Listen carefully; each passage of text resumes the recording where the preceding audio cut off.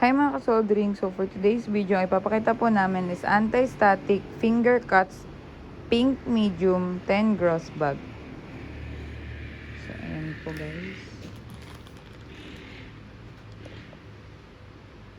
So what is the use of finger cuts?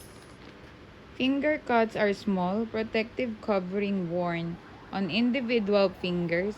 They are typically made of lead, nitrile, or rubber and are used in situations where full gloves are unnecessary but protection of cleanliness is still required. Here are some common uses of finger cuts. Number 1 is medical and first aid. To cover and protect wounds or bandage fingers. To prevent contamination during minor procedure. To apply ointments or medication. Number 2 is electronics and precision work. Used by technicians to prevent oils and static from damaging delicate components. Help maintain a clean, dust-free environment. Number 3, industrial and manufacturing settings. To handle small parts that need to stay clean. To protect finger from chemicals, adhesives, and sharp edge. Number 4, beauty and personal care. Used during eyelash extensions, nail art, or applying cosmetics to keep things sanitary. Number 5 is household uses. Protecting fingers when doing tasks like crafting, applying glue, or handling small messy items. Why use finger cuts instead of gloves? They provide dexterity when full gloves would be bulky. Number 2 is they reduce waste and cost since only the needed fingers are covered.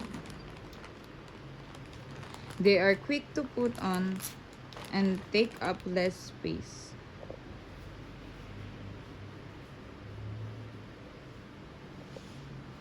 So, ayan ang ating anti-static finger cuts pink medium 10 gross bag.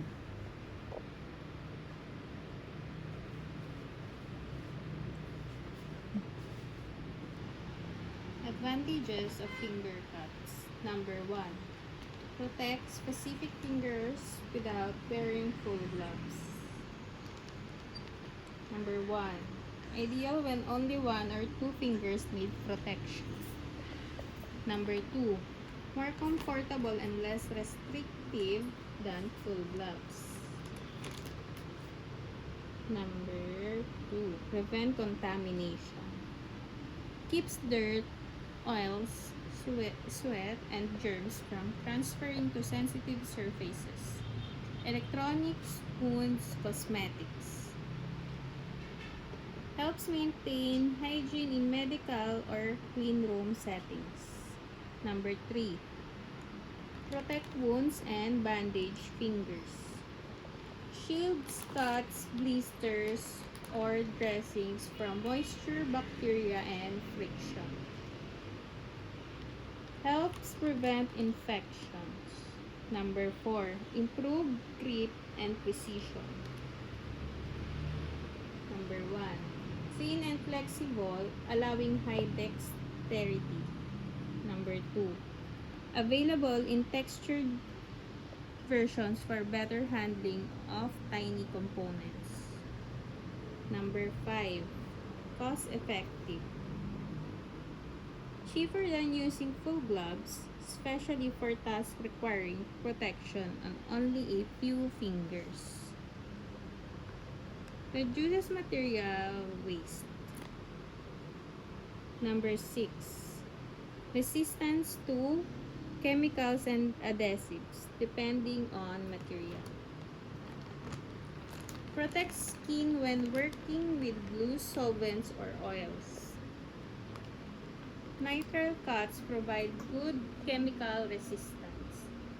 Number 7. Antistatic options for electronics. Number 1. Prevent electrostatic discharge that can damage electronic parts. Number 2. Helps keep circuits clean and safe. Number 8. Convenient and easy to use. Quick to put on and remove. Portable, take very little space in a pocket, or first aid kit.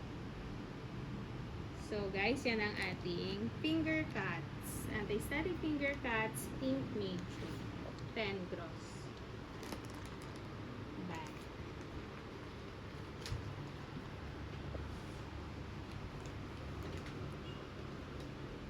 So, yun lang guys. Huwag niyo po kalimutan mag-subscribe sa aming YouTube channel and TikTok accounts. Thank you!